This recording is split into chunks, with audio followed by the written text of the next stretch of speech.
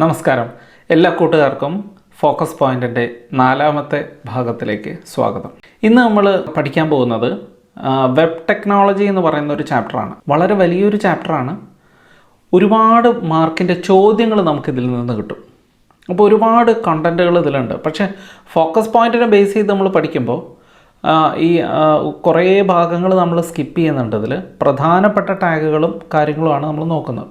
ഈ ഒരു ചാപ്റ്റർ ചർച്ച ചെയ്യുന്നത് വെബ് പേജ് എന്താണ്, വെബ്സൈറ്റ് എന്താണ്, എങ്ങനെയാണ് ക്ലയൻറ്റ് സെർവർ ആ ഒരു കോൺസെപ്റ്റ് അതെന്താണ് എന്നുള്ളതിനെക്കുറിച്ചൊക്കെയാണ് ഈ ചാപ്റ്ററിൻ്റെ ആദ്യ ഭാഗത്ത് നമ്മൾ ചർച്ച ചെയ്യുന്നത്.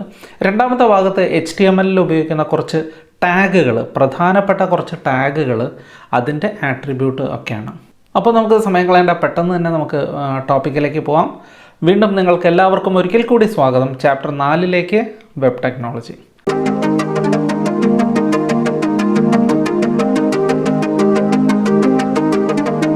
ചാപ്റ്ററിൽ നിന്ന് എത്ര മാർക്കിൻ്റെ ചോദ്യങ്ങളാണ് വരുന്നതെന്ന് നമുക്കൊന്ന് അനലൈസ് ചെയ്യാം. ഫോക്കസ് പോയിന്റിൽ നിന്ന് അല്ലെങ്കിൽ ഫോക്കസ് ഏരിയയിൽ നിന്ന് 15 മാർക്കിൻ്റെ ചോദ്യങ്ങളാണ് ഇവിടെ ചോദിക്കുന്നത്.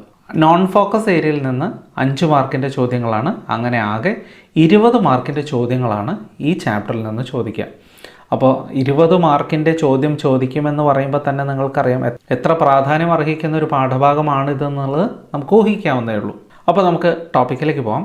ഈ ഒരു ടോപ്പിക്കിൽ നമ്മൾ ആദ്യം ഡിസ്കസ് ചെയ്യുന്നത് static and dynamic web pages എന്താണ്, സ്റ്റാറ്റിക് വെബ് പേജും ഡൈനാമിക് വെബ് പേജും എന്താണ്, ക്ലയൻറ്റ് സൈഡ് സെർവർ സൈഡ് സ്ക്രിപ്റ്റുകൾ എന്തൊക്കെയാണ്, HTML കോഡിൻ്റെ സ്ട്രക്ചർ എന്താണ്, ദെൻ കണ്ടെയ്നർ ടാഗും എംപ്റ്റി ടാഗും തമ്മിലുള്ള ഡിഫറൻസ്, അതുപോലെ ബോഡി ടാഗിൻ്റെ ആട്രിബ്യൂട്ട്സ്, ഹെഡിങ് ടാഗുകൾ എന്നാൽ എന്ത്, BR tag, P tag, HR tag, text formatting ടാഗുകൾ, അതുപോലെ marquee tag, font tag, IMG tag, ഇത്രയും കാര്യങ്ങൾ നമ്മളിതിൽ മനസ്സിലാക്കുന്നുണ്ട്. ഇതൊന്നും കേട്ട് നിങ്ങൾ ഭയപ്പെടണ്ട, വളരെ സിമ്പിളായിട്ട് ഞാനിത് നിങ്ങൾക്ക് പറഞ്ഞുതരും. ഇപ്പോൾ ഞാനുള്ളപ്പോൾ നിങ്ങൾ ഭയപ്പെടേണ്ട കാര്യമില്ലല്ലോ. ഞാൻ വളരെ എളുപ്പത്തിൽ നിങ്ങൾക്ക് പഠിക്കാവുന്ന രീതിയിൽ മനസ്സിലാക്കി പഠിക്കാൻ പറ്റുന്ന രീതിയിൽ വളരെ സിമ്പിളായിട്ട് ഇതിനെ അങ്ങ് എക്സ്പ്ലെയിൻ ചെയ്യാൻ പോകണം. നമ്മളിത് ക്രാക്ക് ചെയ്യാൻ പോവുകയാണ്. അപ്പോൾ എല്ലാവരും എൻ്റെ കൂടെ തന്നെ ഉണ്ടാവണം. ഞാൻ പറയുന്ന കാര്യങ്ങൾ ശ്രദ്ധിച്ച് മനസ്സിലാക്കണം. ഇത് നമ്മൾ ഹയർ സ്റ്റഡീസിന് പോകുമ്പോഴും നമുക്ക് ആവശ്യമായിട്ടുള്ളൊരു ഭാഗമാണ്. അതുകൊണ്ട് വളരെ കെയർഫുള്ളായിട്ട് നമുക്ക് പോവാം. നമുക്ക് ഈ ചാപ്റ്ററിലേക്ക് പോകുന്നതിന് മുമ്പായിട്ട് കുറച്ച് കാര്യങ്ങളൊന്നും, ഒരു ബേസിക് ആയിട്ടുള്ള ഐഡിയകളൊന്നും നമുക്കൊന്നുണ്ടാക്കാം. എന്താണ് ഒരു വെബ് പേജ് എന്ന് പറഞ്ഞാൽ? ഇത് ചോദിക്കുമ്പോൾ നിങ്ങളൊരു പക്ഷേ ഞങ്ങളെ കളിയാക്കുകയാണോ എന്ന് തോന്നിയേക്കാം. കാരണം വെബ് പേജിനെ കുറിച്ച് അറിയാത്തവരാരുമില്ല. എങ്കിലും എന്താണ് വെബ് പേജ് എന്ന് ചോദിച്ചാൽ HTML ഉപയോഗിച്ച് ക്രിയേറ്റ് ചെയ്യുന്ന ഒരു ഡോക്യുമെൻറ്റിനെയാണ് നമ്മൾ വെബ് പേജ് എന്ന് വിളിക്കുന്നത്. ഇതിൽ ടെക്സ്റ്റും ഗ്രാഫിക്സും വീഡിയോസും എല്ലാം ഉണ്ടാവും. കാരണം വെബ്സൈറ്റ് കാണാത്തവർ, ഒരു വെബ് പേജ് കാണാത്തവരെ ആരും ഉണ്ടാവില്ല. അപ്പോൾ അടുത്ത എൻ്റെ ചോദ്യം ഇതാണ്, എന്താണ് വെബ്സൈറ്റ്? അപ്പോൾ ഒരു വെബ്സൈറ്റ് ഒന്ന് മനസ്സിൽ കണ്ടു നോക്കൂ. നിങ്ങളുടെ സ്കൂളിൻ്റെയോ കോളേജിൻ്റെയോ ഒക്കെ വെബ്സൈറ്റ് കണ്ടു കഴിഞ്ഞാൽ അതിൽ ഒരു പേജ് മാത്രമല്ലല്ലോ ഉള്ളത്, നിരവധി പേജുകളുണ്ടല്ലോ. അതിൽ ഹോം പേജ് ഉണ്ടാവും, പിന്നെ ഗാലറി ഉണ്ടാവാം, ലാസ്റ്റ് എബൌട്ട് മീ എന്ന് പറഞ്ഞ, അല്ലെങ്കിൽ എബൌട്ട് അസ് എന്ന് പറഞ്ഞ പേജുകളുണ്ടാവും. അപ്പോൾ നിരവധി പേജുകൾ ചേർന്നതാണ് ഒരു വെബ്സൈറ്റ് എന്ന് മാത്രം മനസ്സിലാക്കുക. നിരവധി വെബ് പേജുകൾ ചേർന്നതാണ് ഒരു വെബ്സൈറ്റ്. അപ്പോൾ പ്രോട്ടോക്കോൾ എന്ന് പറഞ്ഞാൽ എന്താണ്? അടുത്ത് നമ്മൾ നോക്കാൻ പോകുന്ന പ്രോട്ടോക്കോൾ എന്ന് പറഞ്ഞാൽ നിയമങ്ങളാണ്, റൂൾസാണ്. 2 ഇലക്ട്രോണിക് ഡിവൈസുകൾ തമ്മിൽ കമ്മ്യൂണിക്കേഷൻ നടക്കണമെങ്കിൽ അവിടെ പൊതുവായി പാലിക്കപ്പെടേണ്ട ചില നിയമങ്ങളെയാണ് നമ്മൾ പ്രോട്ടോക്കോൾ എന്ന് വിളിക്കുന്നത്. അപ്പോൾ അത്രയേ ഉള്ളൂ. 2 ഇലക്ട്രോണിക് ഡിവൈസുകൾ തമ്മിൽ പൊതുവായി പാലിക്കപ്പെടേണ്ട റൂൾസിനെ നമ്മൾ പ്രോട്ടോക്കോൾ എന്ന് വിളിക്കുന്നു. ഫോർ എക്സാമ്പിൾ, ഇൻ്റർനെറ്റിലെ ഏറ്റവും പ്രധാനപ്പെട്ട ഒരു പ്രോട്ടോക്കോളാണ് TCP/IP. ഇതിൻ്റെ full form transmission control protocol, internet protocol എന്നാണ്. അതുപോലെ തന്നെ HTTPS, hyper text transfer protocol secure എന്നാണ് ഇതിൻ്റെ ഫുൾ ഫോം. ഇത് ജസ്റ്റ് ഒന്ന് മനസ്സിലാക്കി വയ്ക്കുക. ജസ്റ്റ് ഒരു ഐഡിയ, ഒരു സ്റ്റാർട്ടിങ്ങിന് വേണ്ടിയിട്ട് നമ്മൾ പോവുകയാണ്. വലിയ വലിയ ടോപ്പിക്കിലേക്ക് പോകുന്നതിന് മുമ്പായിട്ട് അതിൻ്റെ ബേസിക് ആയിട്ടുള്ള ഒരു കാര്യം ഒന്ന് മനസ്സിലാക്കി വയ്ക്കുക. അത്രയേ ഉള്ളൂ അതിനകത്ത്. അപ്പോൾ ഇനി അടുത്ത ടേം നമുക്കറിയേണ്ടത് വെബ് സെർവർ എന്താണെന്നുള്ളതാണ്. സെർവർ, ക്ലയൻറ്റ്, സാധാരണ നമ്മൾ കേൾക്കുന്നൊരു വാചകമാണല്ലോ സെർവർ, ക്ലയൻറ്റ്. ഇഷ്ടംപോലെ പ്രാവശ്യം നമ്മൾ ഈ വാക്കുകൾ കേട്ടിട്ടുണ്ടാവും, സെർവറും ക്ലയൻറ്റും.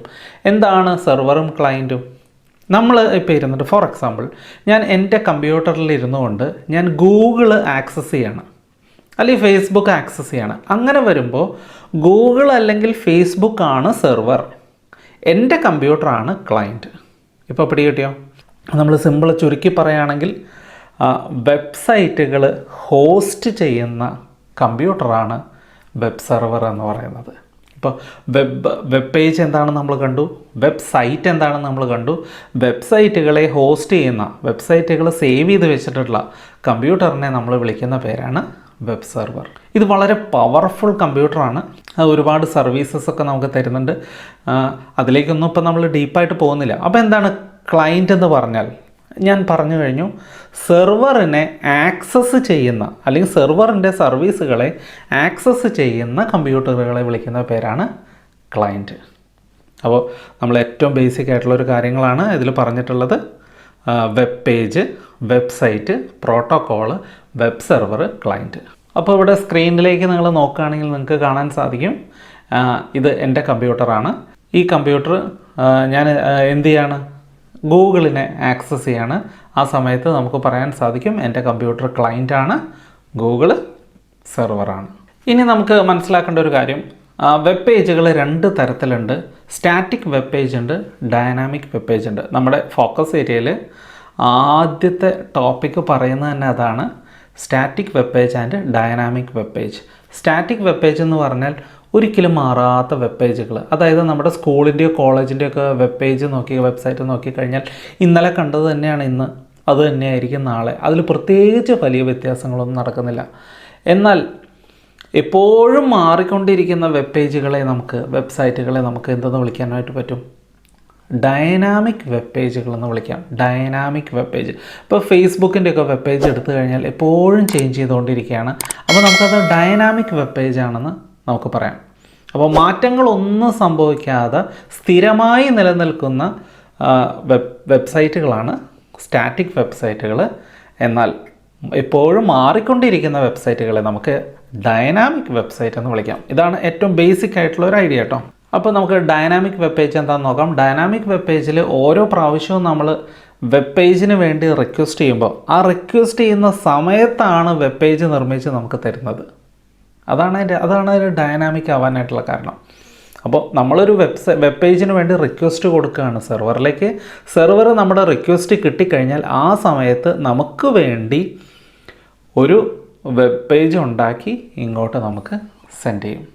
അതായത് ചില ഹോട്ടലുകൾ നമുക്കറിയാലോ, നമുക്ക് ചില ചെറിയ ഹോട്ടലും വലിയ ഹോട്ടലുകളും തമ്മിലുള്ള വ്യത്യാസം അറിയാം. അപ്പോൾ നമ്മൾ എന്തെങ്കിലും കഴിക്കാൻ പോകണം, അപ്പോൾ ഒരു പൊറോട്ട കഴിക്കാൻ പോകണമെന്ന് വിചാരിക്കുക.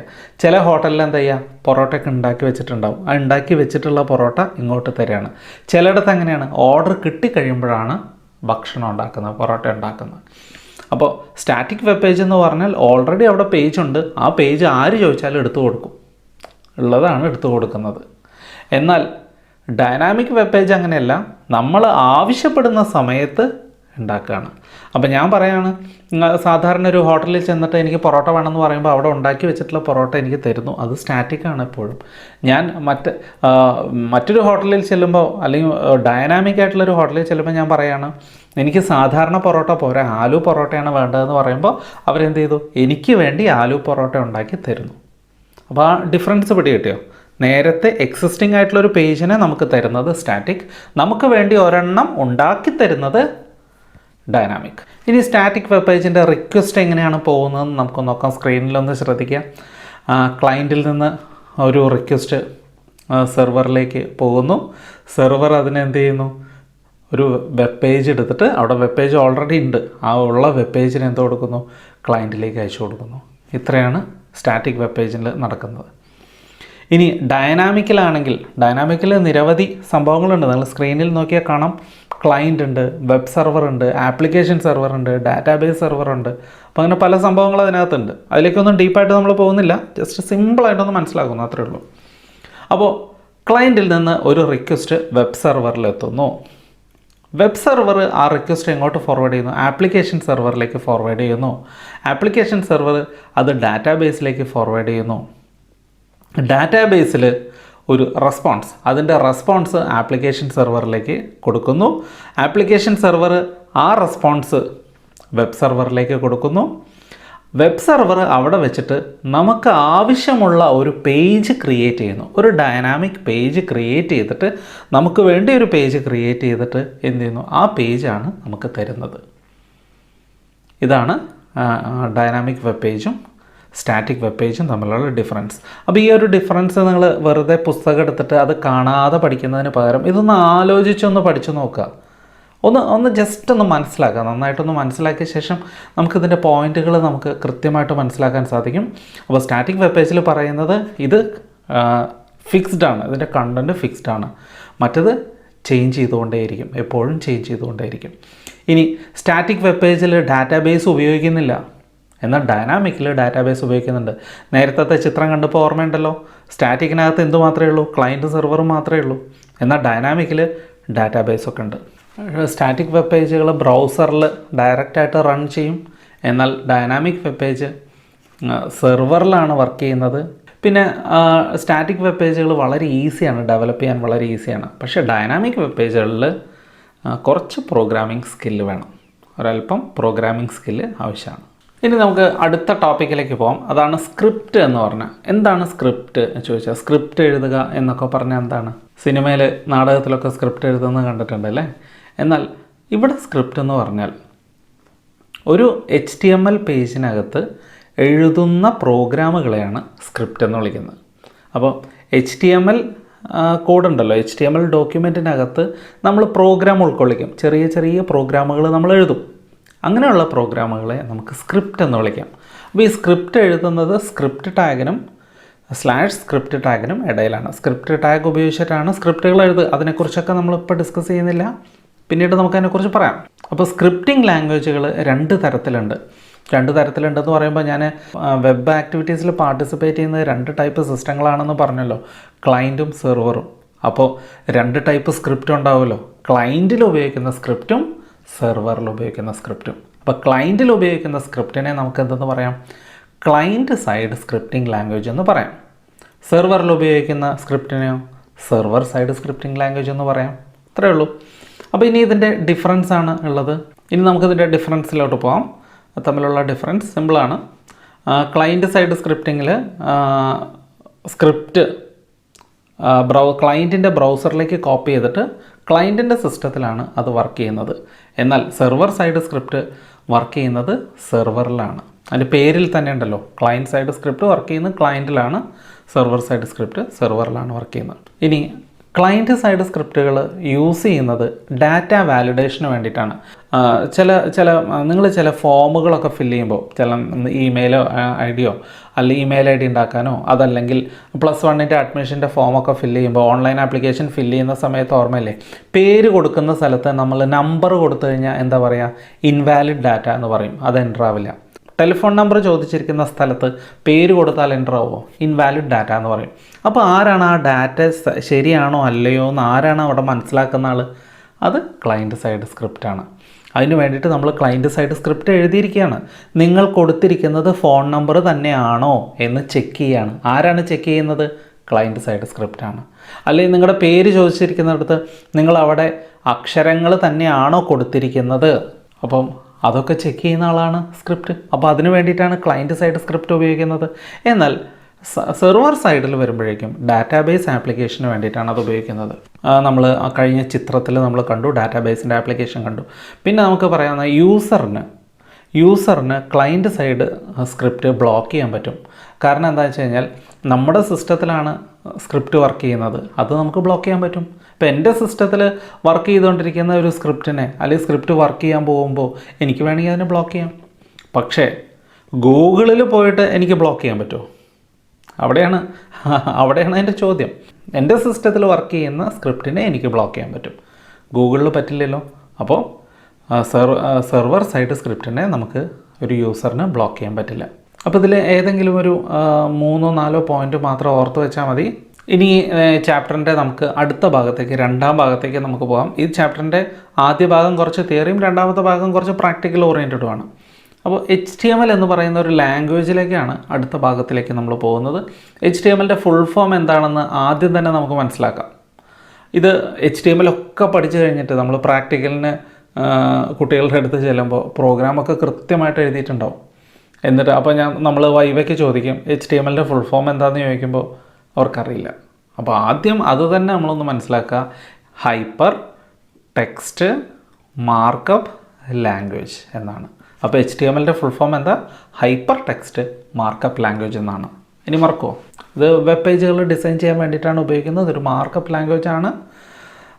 മാർക്കപ്പ് ലാംഗ്വേജ് എന്ന് വിളിക്കാൻ കാരണം ഇതിൽ ടാഗുകളാണ് ഉപയോഗിക്കുന്നത്, സെറ്റ് ഓഫ് ടാഗ്. അപ്പോൾ ടാഗ് എന്താണെന്നൊന്നും ആലോചിച്ച് ബുദ്ധിമുട്ടുണ്ട്. അതൊക്കെ വളരെ സിമ്പിളായിട്ടുള്ള കാര്യങ്ങളാണ്, നമ്മളത് ഡിസ്കസ് ചെയ്യും.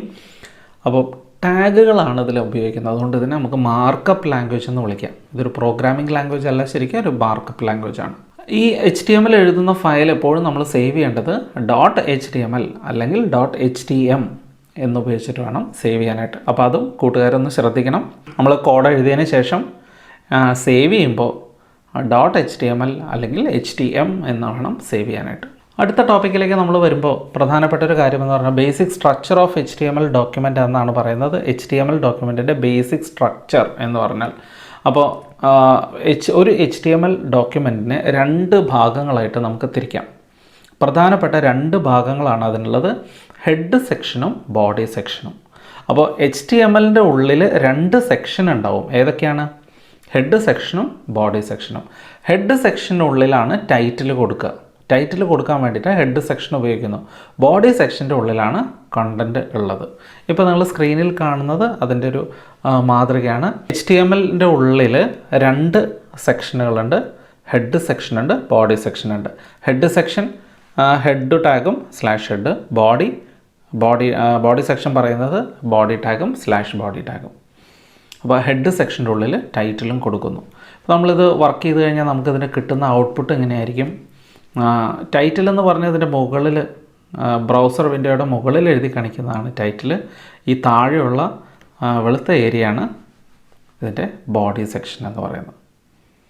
ഇത് വ്യക്തമായെന്ന് കരുതുന്നു. ഇനി HTML നേരത്തെ പറഞ്ഞല്ലോ, ഇത് നിറയെ ടാഗുകളാണ് എന്ന് നമ്മൾ പറഞ്ഞു. ഇപ്പോൾ എന്താണ് ടാഗ് എന്ന് നമുക്ക് നോക്കാം. ടാഗ് എന്ന് പറഞ്ഞാൽ ഒരു പേര്, ഒരു ടാഗ് നെയിമുണ്ട്. ഇത് എൻക്ലോസ് ചെയ്തിരിക്കുന്നത് ഒരു ലെസ് ചിഹ്നത്തിൻ്റെയും > ചിഹ്നത്തിൻ്റെയും ഉള്ളിലാണ്. അപ്പോൾ നമ്മൾ HTMLൻ്റെ ബേസിക് സ്ട്രക്ചർ നമ്മൾ കണ്ടു കഴിഞ്ഞപ്പോൾ മനസ്സിലായല്ലോ. ലെസ് ഇട്ടിട്ടുണ്ട്, > ഇട്ടിട്ടുണ്ട്. അതിൻ്റെ ഉള്ളിലാണ് നമ്മൾ HTML എന്ന് എഴുതിയത്. അപ്പോൾ അങ്ങനെ എഴുതുന്നതിനെയാണ് ടാഗ് എന്ന് വിളിക്കുന്നത്. പിന്നെ ടാഗ് കേസ് സെൻസിറ്റീവ് അല്ല. അതുകൊണ്ട് നിങ്ങൾക്ക് ക്യാപിറ്റൽ ലെറ്ററിലോ സ്മോൾ ലെറ്ററിലോ രണ്ടും ഇടകലർത്തിയോ ഒക്കെ എഴുതിയാലും വർക്ക് ചെയ്തോളൂ. C++ൽ അങ്ങനെ വർക്ക് ചെയ്യില്ല. C++ കേസ് സെൻസിറ്റീവാണ്. ചിലത് സ്മോൾ ലെറ്ററിൽ തന്നെ എഴുതണം. പിന്നെ മിക്കവാറും ടാഗുകൾക്ക് ഓപ്പണിംഗ് ടാഗും ക്ലോസിംഗ് ടാഗും ഉണ്ടാവും. അപ്പോൾ എങ്ങനെയാണ് ഓപ്പണിംഗ് ടാഗും ക്ലോസിംഗ് ടാഗും മനസ്സിലാവുകയെന്ന് വെച്ച് കഴിഞ്ഞാൽ, ടാഗിൻ്റെ പേര് വെറുതെ പറയണം. ഇപ്പോൾ HTML എന്ന് വെറുതെ നമ്മൾ ടാഗിൻ്റെ ചിഹ്നത്തിനകത്തിട്ട് എഴുതുകയാണെങ്കിൽ HTML ടാഗ് അത് ഓപ്പണിംഗ് ടാഗാണ്. ഫോർവേഡ് / ഇട്ടതിന് ശേഷം നമ്മൾ ടാഗിൻ്റെ പേര് എഴുതുകയാണെങ്കിൽ അത് ക്ലോസിംഗ് ടാഗാണ്. അപ്പോൾ നമുക്കിവിടെ സ്ക്രീനിൽ കാണാം HTML ടാഗ്. ഇനി നമ്മളൊരു / ഇട്ടിട്ട് HTML ടാഗ് എഴുതുമ്പോഴേക്കും അത് ക്ലോസിംഗ് ടാഗാണ്. അപ്പോൾ HTML ടാഗ് ഒരു പെയർ ടാഗാണ്. അതിന് ഓപ്പണിംഗ് ടാഗും ഉണ്ട്, ക്ലോസിംഗ് ടാഗും ഉണ്ട്. അപ്പോൾ ഏറ്റവും പ്രധാനപ്പെട്ട മറ്റൊരു ടോപ്പിക്കാണ്, അടുത്ത ടോപ്പിക്കാണ് കണ്ടെയ്നർ ടാഗും എംപ്റ്റി ടാഗും. What is the difference between container tag and empty tag? ഇത് വളരെ പ്രധാനപ്പെട്ട ഒരു ചോദ്യമാണ്. മിക്കവാറും പരീക്ഷകൾക്ക് ഇത് ചോദിക്കാറുണ്ട്. അതുകൊണ്ട് അത് കൃത്യമായിട്ടൊന്ന് മനസ്സിലാക്കി പോകണം. ഞാൻ നേരത്തെ പറഞ്ഞല്ലോ, എല്ലാ ടാഗുകൾക്കും ഓപ്പണിംഗ് ടാഗും ഉണ്ട്, ക്ലോസിംഗ് ടാഗും ഉണ്ടെന്ന് പറഞ്ഞു. അപ്പോൾ ഓപ്പണിംഗ് ടാഗും ക്ലോസിംഗ് ടാഗും ഉള്ള ടാഗുകളെ നമുക്ക് വിളിക്കാവുന്നതാണ് കണ്ടെയ്നർ ടാഗ് അല്ലെങ്കിൽ പെയർ ടാഗ്. അപ്പോൾ അതിന് ഉദാഹരണമാണ് HTML tag, head, title, body എന്ന് പറയുന്ന ടാഗുകളൊക്കെ ഇതിന് ഉദാഹരണമാണ്. എന്നാൽ ചില ടാഗുകൾക്ക് ക്ലോസിംഗ് ടാഗ് ഉണ്ടാവില്ല, ഓപ്പണിംഗ് ടാഗ് മാത്രമേ ഉണ്ടാവുള്ളൂ. അപ്പോൾ ഓപ്പണിംഗ് ടാഗ് മാത്രമുള്ള ടാഗുകളെ വിളിക്കുന്ന പേരാണ് എംപ്റ്റി ടാഗ്. ഇതിന് ഉദാഹരണമാണ് BR, IMG ഒക്കെ. അപ്പോൾ എംപ്റ്റി ടാഗ് നമുക്കിപ്പോൾ ഫോക്കസ് ഏരിയ ബേസ് ചെയ്തിട്ടാകെ 4 എംപ്റ്റി ടാഗുകളെ പഠിക്കാനുള്ളൂ. BR, HR, IMG, input. ഇതെന്താ, ഈ 4 ടാഗ് എന്താണെന്ന് നമ്മൾ വിശദമായിട്ട് കാണും കേട്ടോ. വിശദമായിട്ട് നോക്കും. അപ്പോൾ ഇത് ഒന്നുകൂടി ഞാൻ പറയാം, കണ്ടെയ്നർ ടാഗും എം ടി ടാഗും, കാരണം അതിൽ നിന്ന് ചോദ്യം ഉറപ്പാണ്. അത് ആ മാർക്ക് നിങ്ങൾക്ക് നഷ്ടപ്പെടരുത്. അപ്പോൾ ഓപ്പണിംഗ് ടാഗും ക്ലോസിംഗ് ടാഗും ഉള്ള ടാഗുകളെ നമുക്ക് കണ്ടെയ്നർ ടാഗ് അല്ലെങ്കിൽ പെയർ ടാഗ് എന്ന് വിളിക്കാം. എന്നാൽ ഓപ്പണിംഗ് ടാഗ് മാത്രമുള്ള ടാഗുകളെ നമുക്ക് എം ടി ടാഗ് എന്നും വിളിക്കാം. ഇനി എന്താണ് ടാഗിൻ്റെ ആട്രിബ്യൂട്ട് എന്ന് പറഞ്ഞാൽ എന്താണെന്ന് നോക്കാം. എന്താണ് ആട്രിബ്യൂട്ട്? ടാഗിൻ്റെ ആട്രിബ്യൂട്ട് എന്ന് പറഞ്ഞാൽ എന്താണ്? ടാഗിന് കൊടുക്കുന്ന അധിക വിവരങ്ങൾ, additional information given to a tag, അതാണ് ആട്രിബ്യൂട്ട്. ടാഗിൻ്റെ കൂടെ നമ്മൾ കുറച്ച് അധിക വിവരങ്ങൾ കൊടുക്കുക, അതിൻ്റെ അഡീഷണൽ ഇൻഫർമേഷൻ കൊടുക്കുന്നതാണ് ആട്രിബ്യൂട്ട്. അത്രയേ ഉള്ളൂ, അത് വലിയൊരു സംഭവമൊന്നുമല്ല. അപ്പോൾ അത് നമ്മൾ പഠിക്കും. ഇപ്പോൾ ബോഡി ടാഗിൻ്റെ, ഇപ്പോൾ സ്ക്രീനിൽ നിങ്ങൾ കാണാം, ബോഡി ടാഗ് കൊടുത്തിട്ടുണ്ട്. ബോഡി ടാഗിൻ്റെ ഒരു ആട്രിബ്യൂട്ടാണ് BG കളർ, അതായത് ബാക്ക്ഗ്രൗണ്ടിന് നിറം കൊടുക്കാൻ, = യെല്ലോ. അപ്പോൾ ഇവിടെ പറഞ്ഞിരിക്കുന്നതാണ് നമ്മുടെ ഡോക്യുമെൻറ്റിൻ്റെ ബോഡി സെക്ഷൻ, അതായത് ബോഡി ഭാഗം. നേരത്തെ ഞാൻ കാണിച്ചു തന്നു ബോഡി സെക്ഷൻ എന്താണെന്ന്. ആ ബോഡി സെക്ഷനിൽ മഞ്ഞ നിറം കൊടുക്കാനാണ് ഇവിടെ പറഞ്ഞിരിക്കുന്നത് ഈ ആട്രിബ്യൂട്ടിൽ. അപ്പോൾ ബോഡി ടാഗിൻ്റെ ആട്രിബ്യൂട്ട് വളരെ ഇമ്പോർട്ടൻ്റ് ആണ്. അപ്പോൾ ബോഡി ടാഗിൻ്റെ ആട്രിബ്യൂട്ടുകൾ വളരെ ഇമ്പോർട്ടൻ്റ് ആണ്. അതുകൊണ്ട് നമുക്കത് ജസ്റ്റ് ഒന്ന് വളരെ പെട്ടെന്നൊന്ന് നോക്കാം. ആദ്യത്തെ ആട്രിബ്യൂട്ട് BG കളറാണ്. BG കളർ എന്ന് പറഞ്ഞാൽ ബാക്ക്ഗ്രൗണ്ടിന് നിറം കൊടുക്കുക. ഞാൻ പറഞ്ഞല്ലോ, ഡോക്യുമെൻറ്റിൻ്റെ ബാക്ക്ഗ്രൗണ്ടിന് നിറം കൊടുക്കുക. അപ്പോൾ അത് അടുത്ത് വരുന്നു ബാക്ക്ഗ്രൗണ്ട്. ഇത് തമ്മിൽ കൺഫ്യൂഷനാണേ, ഉണ്ടോ? ഇല്ല അല്ലേ? അപ്പോൾ BG കളർ എന്ന് പറഞ്ഞാൽ ബാക്ക്ഗ്രൗണ്ടിന് നിറം കൊടുക്കുക. ബാക്ക്ഗ്രൗണ്ട് എന്ന് പറഞ്ഞാലോ ഡോക്യുമെൻറ്റിൻ്റെ ബാക്ക്ഗ്രൗണ്ടിൽ ചിത്രം കൊടുക്കുക എന്നാണ്, അതിന് വേണ്ടിയിട്ടാണ്.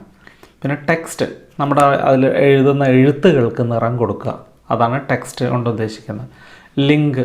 ലിങ്കിന് നിറം കൊടുക്കുക. നമ്മളൊരു വെബ് പേജ് സാധാരണ നോക്കുന്ന സമയത്ത് അതിൽ ലിങ്കുകൾ കാണില്ലേ? ഈ മൗസ് പോയിൻ്റർ കൊണ്ട് ചെല്ലുമ്പോൾ അത് കൈ രൂപത്തിലാവും. അവിടെ ക്ലിക്ക് ചെയ്ത് കഴിഞ്ഞാൽ മറ്റൊരു പേജ് ലോഡ് ചെയ്ത് വരും, അല്ലെങ്കിൽ ഒരു ചിത്രം ലോഡ് ചെയ്ത് വരും. അതിനെ നമുക്ക് ലിങ്ക് എന്ന് പറയാം. ലിങ്കുകളെക്കുറിച്ച് നമുക്ക് പഠിക്കാനുണ്ട് അടുത്ത ചാപ്റ്ററിൽ, അപ്പോൾ അതിനെക്കുറിച്ച് വിശദമായിട്ട് പറയാം. ഈ ലിങ്കിന് നിറം കൊടുക്കാനാണ് ലിങ്ക് എന്ന് പറയുന്ന ആട്രിബ്യൂട്ട് ഉപയോഗിക്കുന്നത്. സാധാരണഗതിയിൽ നിങ്ങൾക്കറിയാം, നീല അക്ഷരത്തിൽ അണ്ടർലൈൻ ചെയ്തിട്ടാണ് ഈ ലിങ്കുകൾ കൊടുക്കുന്നത്. അതുപോലെ ലിങ്ക് ആക്റ്റീവ് ലിങ്കിന് നിറം കൊടുക്കാൻ, ലിങ്ക് വിസിറ്റ് ചെയ്ത് കഴിഞ്ഞ ലിങ്കിന് നിറം കൊടുക്കാൻ. അപ്പോൾ ഒരു ലിങ്ക് നമ്മൾ കാണുന്ന സമയത്ത് അതിന് ബ്ലൂ കളറായിരിക്കും, എന്നാൽ അതിലൊന്ന് ക്ലിക്ക് ചെയ്ത് കഴിഞ്ഞാൽ അതിൻ്റെ നിറം പർപ്പിളായിട്ട് മാറും. അടുത്ത ആട്രിബ്യൂട്ട് ലെഫ്റ്റ് മാർജിൻ ടോപ്പ് മാർജിനാണ്. അത് മാർജിൻ സെറ്റ് ചെയ്യാൻ വേണ്ടിയിട്ട് ഉപയോഗിക്കുന്നു. നമുക്ക് ജസ്റ്റ് ഇതൊന്ന് ചെയ്ത് നോക്കാം, അതിൻ്റെ വർക്കിംഗ് ഒന്ന് നോക്കാം. നിങ്ങളൊന്ന് ശ്രദ്ധിക്കുക, സ്ക്രീനിലൊന്ന് ശ്രദ്ധിക്കുക. അപ്പോൾ ഇത് HTML ഒരു സ്ട്രക്ചർ ടാഗുകൾ നമ്മൾ എഴുതിയിട്ടുണ്ട്. HTML എഴുതി, /HTML, ഹെഡ്, ബോഡി, ഇതെല്ലാം എഴുതി. ഈ ബോഡി ടാഗിൻ്റെ ആട്രിബ്യൂട്ടിൽ ഇതൊന്ന് നമുക്കൊന്ന് റൺ ചെയ്ത് നോക്കാം. റൺ ചെയ്ത് നോക്കുമ്പോൾ അതാ വന്നു, this is our first program വളരെ ചെറുതാക്കി എഴുതി വന്നിട്ടുണ്ട്. ഓക്കെ, ഇനി ഇതിൽ ഈ ബോഡി ടാഗിൻ്റെ ആട്രിബ്യൂട്ടായിട്ട് ഞാൻ എന്ത് ചെയ്തു, BG കളർ, അതിൻ്റെ കളർ ഒന്ന് ചേഞ്ച് ചെയ്യാൻ പോവാണ്. BG കളർ = റെഡ് എന്ന് നമ്മൾ കൊടുത്തു. ഇനി ഒന്ന് റൺ ചെയ്ത് നോക്കാം. റൺ ചെയ്ത് നോക്കുമ്പോൾ റെഡ് കളർ വന്നാണ്ടോ. അപ്പോൾ ഡോക്യുമെൻറ്റിൻ്റെ ബാക്ക്ഗ്രൗണ്ടിന് നിറം കൊടുക്കാൻ വേണ്ടിയിട്ടാണ് BG കളർ ഉപയോഗിക്കുന്നത്. ഗ്രീൻ കൊടുത്താൽ ഗ്രീൻ വരും, കണ്ടോ? അപ്പോൾ ഇതിനാണ് BG കളർ ഉപയോഗിക്കുന്നത്. ഇനി ബാക്ക്ഗ്രൗണ്ട് എന്താണെന്ന് നോക്കാം. ബാക്ക്ഗ്രൗണ്ട്, അടുത്ത ആട്രിബ്യൂട്ട് നമ്മൾ പഠിച്ചത് ബാക്ക്ഗ്രൗണ്ട് ആണ് അല്ലേ? ബാക്ക്ഗ്രൗണ്ട് = mohanlal.jpg എന്ന് നമ്മൾ പറഞ്ഞു. അപ്പോൾ എൻ്റെ സിസ്റ്റത്തിൽ മോഹൻലാലിൻ്റെ ഒരു ചിത്രമുണ്ട്, അതാണ് ഞാൻ കൊടുത്തിരിക്കുന്നത്. അപ്പോൾ നമുക്കത് വരുമെന്ന് നോക്കാം. കണ്ടോ, ഇതാണ്. അപ്പോൾ മോഹൻലാലിൻ്റെ ചിത്രം നമ്മുടെ പേജിൻ്റെ ബാക്ക്ഗ്രൗണ്ടായിട്ട് നമ്മൾ സെറ്റ് ചെയ്തു. ഇനി നമുക്ക് ടെക്സ്റ്റിന് നിറം കൊടുത്ത് നോക്കാം. TXT text. ഇപ്പോൾ ഇത് റൺ ചെയ്യുമ്പോൾ നിങ്ങൾ നോക്കൂ കേട്ടോ. അതിൽ ആദ്യം ടെക്സ്റ്റ്, ഇവിടെ എഴുതിയിരിക്കുന്ന ടെക്സ്റ്റിൻ്റെ നിറം നിങ്ങൾ നോക്കൂ, ഇത് ബ്ലാക്ക് ആണ്. നമ്മളത് അതിൻ്റെ ടെക്സ്റ്റിൻ്റെ നിറം റെഡ് ആക്കാൻ പോവുകയാണ്. Text = red. അപ്പോൾ നമുക്ക് റെഡിൽ കിട്ടും.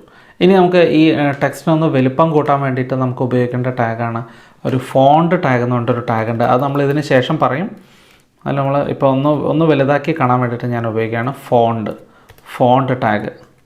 സൈസ് = 50, ഒരു 50 ഞാൻ പറയുകയാണ്. നമുക്കത് നോക്കാം. ഇപ്പോൾ ഈ ഒരു ടെക്സ്റ്റ് ഒന്ന് വലിപ്പം കൂട്ടാൻ വേണ്ടിയിട്ടാണ് ഞാൻ ഫോണ്ട് ടാഗ് ഉപയോഗിച്ചത് കേട്ടോ. ഫോണ്ട് ടാഗ് യഥാർത്ഥത്തിൽ നമുക്കത് വരുന്നുണ്ട്. അപ്പോൾ ടെക്സ്റ്റിൻ്റെ സൈസ് കൂട്ടാൻ വേണ്ടിയിട്ട്, സൈസ് കൂട്ടാൻ കുറയ്ക്കാൻ, അതിൻ്റെ സ്റ്റൈല് മാറ്റാൻ, കളറ് മാറ്റാനൊക്കെ നമ്മൾ ഉപയോഗിക്കുന്നതാണ് ഫോണ്ട് ടാഗ്. അപ്പോൾ ഫോണ്ട് ടാഗും ഒരു കണ്ടെയ്നർ ടാഗാണ്. അപ്പോൾ ഫോണ്ട് ടാഗും /ഫോണ്ട് ടാഗും നമ്മൾ യൂസ് ചെയ്തിട്ടുണ്ട്. അപ്പോൾ പ്രധാനപ്പെട്ട ബോഡി ടാഗിൻ്റെ ആട്രിബ്യൂട്ട്സ് നമ്മളിതിൽ പറഞ്ഞു കഴിഞ്ഞു. അടുത്തതായിട്ട് നമ്മൾ പോകുന്നത് ഹെഡിങ് ടാഗുകളിലേക്കാണ്. ഹെഡിങ് ടാഗുകൾ ഇതൊരു 6 ടാഗുകളുടെ ഒരു ഗ്രൂപ്പാണ്. നമുക്ക് ഹെഡിങ് ടാഗുകൾ എന്താണെന്ന് നമുക്കൊന്ന് ഇതിൽ ചെയ്ത് തന്നെ നോക്കാം. ഹെഡിങ് ടാഗുകൾ 6 തരത്തിലുണ്ട്. H1 ആണ് ആദ്യത്തെ ടാഗ്. അതിൽ ഞാൻ ജസ്റ്റ് വെൽക്കം എന്ന് എഴുതുകയാണ്, വെൽക്കം. അപ്പോൾ ഇതിൽ /H1. അപ്പോൾ ആദ്യത്തെ ടാഗ് ഹെഡിങ് ടാഗ് H1 ആണ്. അപ്പോൾ H1 നമുക്കൊന്ന് റൺ ചെയ്ത് നോക്കാം. അപ്പോൾ വെൽക്കം എന്ന് വന്നു. ഓക്കെ, ഇനി അടുത്ത ടാഗാണ് H2 അങ്ങനെ H6 വരെ ഉണ്ട്. നമുക്കത് കണ്ടിന്യൂസ് ആയിട്ടൊന്ന് കോപ്പി ചെയ്യാം. അപ്പോൾ സ്ക്രീനിലേക്ക് ഒന്ന് നോക്കുക. ഹെഡിങ് ടാഗുകൾ നമ്മൾ 6 കണ്ടിന്യൂസ് ആയിട്ട് ഉപയോഗിച്ചിരിക്കുകയാണ്. H1 മുതൽ H6 വരെ, H1, H2, H3, H4, H5, H6 അങ്ങനെ 6 ഉപയോഗിച്ചിട്ടുണ്ട്. ഇതൊന്ന് റൺ ചെയ്താൽ നമുക്ക് കാണാം. ഇത് കണ്ടോ, ഇത് ആദ്യം എഴുതിയിരിക്കുന്ന ഈ ആദ്യത്തെ വെൽക്കം എന്ന് പറഞ്ഞാൽ H1 ടാഗിന് ഉള്ളിൽ എഴുതിയ വെൽക്കമാണിത്. രണ്ടാമത് H2 ടാഗിനുള്ളിൽ എഴുതിയതാണ്, അത് ഇത്തിരി ചെറുതാണ്. മൂന്നാമത് അതിനേക്കാൾ ചെറുതാണ്, ഏറ്റവും ചെറുതാണ് H6ൻ്റെ ഉള്ളിൽ എഴുതിയത്. അപ്പോൾ നമുക്ക് ഒരു കാര്യം പിടികിട്ടി. ഹെഡിങ് ടാഗുകൾ H1 മുതൽ H6 വരെ ഉണ്ട്. അതിൽ ഏറ്റവും വലിയ ഹെഡിങ് എന്ന് പറയുന്നത് H1 ആണ്, ഏറ്റവും ചെറുത് H6 ആണ്. ഹെഡിങ് ടാഗുകൾ 6 തരത്തിലുണ്ട്, നമ്മൾ കണ്ടു കഴിഞ്ഞു. ഇത് H1 മുതൽ H6 വരെയാണുള്ളത്. H1 ആണ് ഏറ്റവും വലിയ ടെക്സ്റ്റ് ക്രിയേറ്റ് ചെയ്യുന്നത്, H6 ആണ് ഏറ്റവും ചെറിയ ടെക്സ്റ്റ് ക്രിയേറ്റ് ചെയ്യുന്നത്. ഇത് കണ്ടെയ്നർ ടാഗാണ്. അപ്പോൾ കണ്ടെയ്നർ ടാഗ് എന്ന് പറഞ്ഞാൽ ഞാൻ ആദ്യം പറഞ്ഞു, ഓപ്പണിംഗ് ടാഗ് ഉണ്ടാവും, ക്ലോസിംഗ് ടാഗ് ഉണ്ടാവും. എംപ്റ്റി ടാഗ് ആകെ 4 നമുക്ക് പഠിക്കാനുള്ളത്. ബാക്കി എല്ലാ ടാഗും കണ്ടെയ്നറാണ്. ഏതൊക്കെയാണ് 4 tag empty tag? BR, HR, IMG, input tag. ഇതൊക്കെ എന്താണെന്ന് പിന്നീട് നമ്മൾ പറയും. ഇനി അടുത്ത നമുക്ക് ഉള്ളൊരു പ്രധാനപ്പെട്ട ടാഗാണ് P ടാഗ്, അതുപോലെ തന്നെ BR ടാഗ്. ഇപ്പോൾ നമ്മൾ P ടാഗും BR ടാഗും എന്താണെന്ന് നോക്കാൻ പോവാണ്. അതിന് വേണ്ടിയിട്ട് കുറച്ച് ടെക്സ്റ്റ് ഞാനിവിടെ വെച്ചിട്ടുണ്ട്. അതിൽ നോക്കുക, റൺ ചെയ്യുമ്പോൾ നമുക്ക് ഇങ്ങനെയാണ് കാണുന്നത്. ഇതിൽ P ടാഗ് ഞാൻ ഇവിടെ യൂസ് ചെയ്യാൻ പോവാണ്. ഈ ഒരു ഭാഗത്ത് P ടാഗ് വയ്ക്കാൻ പോവാണ് കേട്ടോ. നോക്കിയോളൂ, P ടാഗ് ഇവിടെ അവസാനിപ്പിക്കാൻ പോവാണ്. /P tag. ഇത് റൺ ചെയ്ത് കഴിയുമ്പോൾ എന്താ സംഭവിക്കാൻ നോക്കിയോളൂ. കണ്ടോ, ഇവിടെ ഒരു പാരഗ്രാഫായിട്ട് മാറി. ഇവിടെ നിങ്ങൾക്ക് കണ്ടാൽ അറിയാം. ഇവിടെ വെബ് ആപ്ലിക്കേഷൻസ് കഴിഞ്ഞ ഉടനെയാണ് ഞാൻ P ടാഗ് വെച്ചിട്ടുള്ളത്. ഇവിടെ P ടാഗ് അവസാനിപ്പിച്ചു. അപ്പോൾ ദ ടെക്സ്റ്റ് ബുക്ക് മുതൽ പറയുന്ന കാര്യങ്ങൾ അടുത്ത പാരഗ്രാഫിലേക്ക് മാറും. അപ്പോൾ P ടാഗ് എന്തിനാണെന്ന് ചോദിച്ചു കഴിഞ്ഞാൽ പാരഗ്രാഫ് ക്രിയേറ്റ് ചെയ്യാൻ വേണ്ടിയിട്ടാണ്. അപ്പോൾ P ടാഗും ഒരു കണ്ടെയ്നർ ടാഗ് തന്നെയാണ്, അതിന് ക്ലോസിംഗ് ടാഗ് വേണം. ഇനി അടുത്ത് നമുക്ക് BR ടാഗ് എന്താണെന്ന് നോക്കാം. ഞാൻ ദ സിലബസ് ഓഫ് ക്ലാസ് 12 അതിൻ്റെ ഉള്ളിൽ ഞാനൊരു BR ടാഗ് വയ്ക്കുകയാണ് കേട്ടോ. BR ടാഗ് ഫിക്സ് ചെയ്തു. BR ടാഗിൻ്റെ പ്രത്യേകത എംപ്റ്റി ടാഗാണ്, ഞാൻ നേരത്തെ പറഞ്ഞിട്ടുണ്ടായിരുന്നു. അതിന് ക്ലോസിംഗ് ടാഗ് വേണ്ട, ഓപ്പണിംഗ് മാത്രം മതി. അവിടെ ഒരു BR ടാഗ് ഞാൻ ഫിറ്റ് ചെയ്തു. എന്താണ് സംഭവിക്കാൻ നോക്കുക. കണ്ടോ, അവിടെ നിന്ന് നേരെ ഇതിൻ്റെ അടിയിലോട്ട് കൺട്രോൾ വന്നു. ഇപ്പോൾ BR ടാഗ് ഉപയോഗിക്കുന്നത് ലൈൻ ബ്രേക്ക് ചെയ്യാൻ വേണ്ടിയിട്ടാണ്. എവിടെയാണോ BR ടാഗ് വെച്ചിരിക്കുന്നത് അവിടെ ആ ലൈൻ അവസാനിച്ച് തൊട്ട് താഴേക്ക് വരും. അതായത് എൻ്റർ അടിക്കുന്ന എഫക്റ്റ്. നമ്മൾ കമ്പ്യൂട്ടറിൻ്റെ കീബോർഡിൽ എൻ്റർ അടിക്കുമല്ലോ, എൻ്റർ അടിക്കുമ്പോൾ എന്താ സംഭവിക്കുന്നത്, ഒരു ലൈൻ താഴേക്ക് വരും. വീണ്ടും ഒരു എൻ്റർ കൂടി അടിച്ചാലോ ഒന്നുകൂടി താഴേക്ക് വരും. പുതിയ ലൈൻ ക്രിയേറ്റ് ആവും.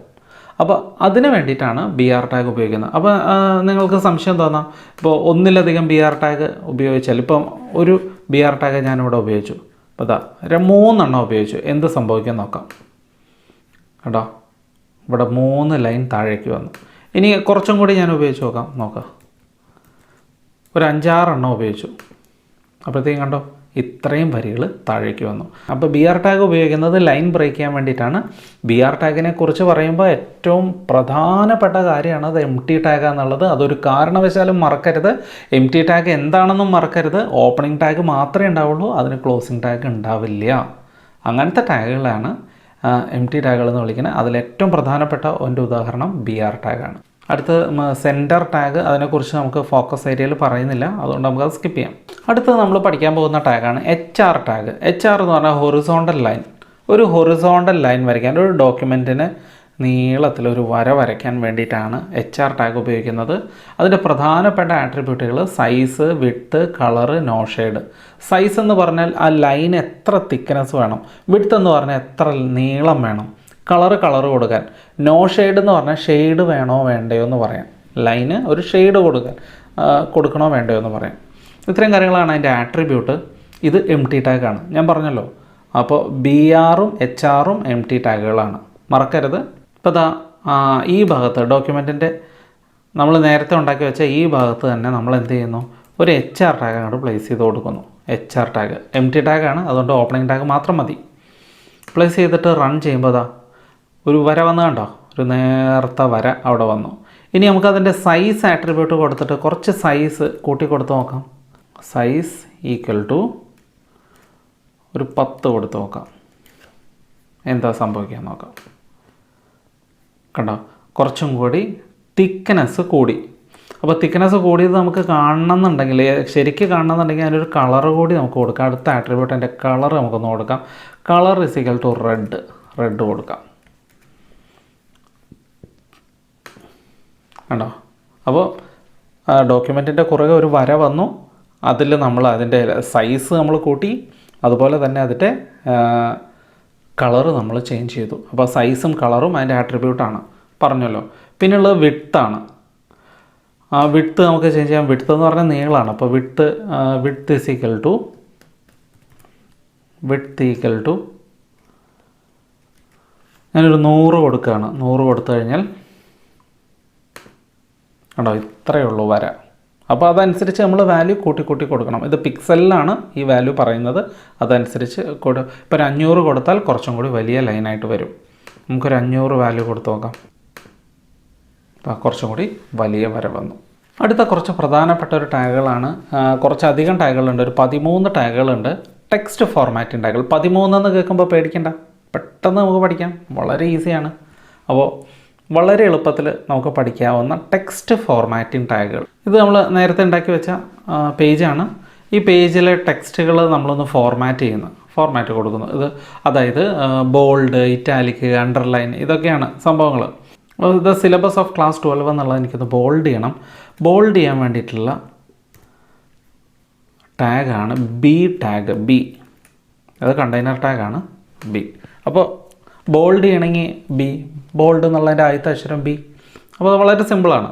അപ്പോൾ ഇതിൽ കണ്ടോ, ഇതിൽ ദ സിലബസ് ഓഫ് ക്ലാസ് 12 എന്ന് പറയുന്നത് മാത്രം ബോൾഡ് ചെയ്ത് വന്നിരിക്കുന്നതുണ്ടോ. അതിന് വേണ്ടിയിട്ടാണ് നമ്മൾ B ടാഗ് ഉപയോഗിച്ചത്. ഇനി B ടാഗിന് പകരം മറ്റൊരു ടാഗ് നമുക്കുണ്ട്, അതാണ് സ്ട്രോങ് ടാഗ്. B തന്നെ ഉപയോഗിക്കണമെന്ന് നിർബന്ധമൊന്നുമില്ല, സ്ട്രോങ് ടാഗ് ഉപയോഗിച്ചാലും മതി. അത് രണ്ടും സെയിം ആണെന്നുള്ളത് മനസ്സിലാക്കുക. കണ്ടോ, Bയും സ്ട്രോങ്ങും സെയിം ആണ്. ഇനി നമുക്കൊന്ന് ഇറ്റാലിക് ആക്കി നോക്കാം, ഒന്ന് ചെരിച്ചെഴുതി നോക്കാം. അപ്പോൾ അതിന് വേണ്ടിയിട്ട് I ടാഗ്, ഇറ്റാലിക്കിൻ്റെ ആദ്യത്തെ അക്ഷരം I ആണല്ലോ. നമ്മൾ I ടാഗ് എഴുതി റൺ ചെയ്യുന്നു. കണ്ടോ, ആദ്യത്തെ ഒരു ഭാഗം മാത്രം ചെരിഞ്ഞു വന്നു. അപ്പോൾ ഇറ്റാലിക്കിനും ഐക്ക് പകരം വേറൊരു ടാഗ് കൂടി നമുക്ക് അവിടെ യൂസ് ചെയ്യാം. അതാണ് EM ടാഗ്. അത് ഇറ്റാലിക്കും സെയിം ആണ്, EM ടാഗ്. ഇനി നമുക്ക് അണ്ടർലൈൻ ഒന്ന് നോക്കാം. അണ്ടർലൈൻ ചെയ്യാനായിട്ട് അണ്ടർലൈൻ U ആണല്ലോ. അപ്പോൾ U ടാഗ് നമുക്കവിടെ യൂസ് ചെയ്യാം. അടുത്ത ടാഗ് U ആണ്. U ടാഗ് നമ്മൾ യൂസ് ചെയ്തു. റൺ ചെയ്യുമ്പോൾ നോക്കിക്കോളൂ, അതിൻ്റെ അടിയിൽ അണ്ടർലൈൻ വന്നിട്ടുണ്ട്. അപ്പോൾ അത് സിമ്പിളാണ്. ഇനി അടുത്തതാണ് S ടാഗ്. എന്താണ് സംഭവം എന്ന് നോക്കിയിട്ട് നമുക്കതിനെക്കുറിച്ച് പറയാം. S ടാഗ്, എസ് ടാഗ് ഉപയോഗിക്കുമ്പോൾ എന്താ സംഭവിക്കാൻ നോക്കാം. കണ്ടോ, സ്ട്രൈക്ക് ത്രൂ. നമ്മൾ എന്തെങ്കിലും എഴുതിയിട്ട് അതിന് മുകളിലൂടെ ഒന്ന് വെട്ടാൻ വേണ്ടിയിട്ട്, ഒരു വര വരയ്ക്കാൻ വേണ്ടിയിട്ടാണ് സ്ട്രൈക്ക് ഉപയോഗിക്കുന്നത്. നമ്മൾ പുസ്തകത്തിൽ എഴുതുമ്പോൾ എളുപ്പമാണല്ലേ, എഴുതിയിട്ട് വരയ്ക്കുമ്പോൾ പെട്ടെന്ന് വെട്ടാൻ പറ്റും, പെട്ടെന്ന് വെട്ടാൻ ഈസിയാണ്. പക്ഷേ കമ്പ്യൂട്ടറിൽ നമുക്ക് HTML S ടാഗ് ഉപയോഗിച്ചിട്ട് അങ്ങനെ ചെയ്യാൻ പറ്റും. അപ്പോൾ എന്തിനാണ് ഇങ്ങനെ വെട്ടണതെന്ന് ആളുകൾക്ക് സംശയം തോന്നാം. പെട്ടെന്ന് ശ്രദ്ധ കിട്ടാൻ വേണ്ടിയിട്ടാണ് അല്ലേ. എന്തെങ്കിലും എഴുതിയിട്ട് ആരെങ്കിലും ഒന്ന് വെട്ടിയിട്ടുണ്ടെങ്കിൽ ആ വെട്ടിയത് എന്താണെന്ന് അറിയാൻ നമുക്കൊരു ജിജ്ഞാസ ഉണ്ടാവും.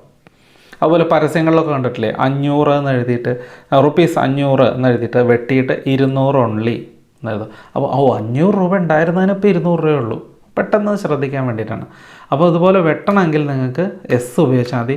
എസ് മാത്രമല്ല കേട്ടോ, സ്ട്രൈക്കെന്ന് പൂർണ്ണമായും ഉപയോഗിച്ചിട്ടും നിങ്ങൾക്ക് അങ്ങനെ ചെയ്യാം. അപ്പോൾ എസ് ടാഗ്, സ്ട്രൈക്ക് ടാഗ് ഇത് രണ്ടും സെയിമാണ്. രണ്ടിൻ്റെ സെയിം വർക്കിംഗ് സെയിമാണ്.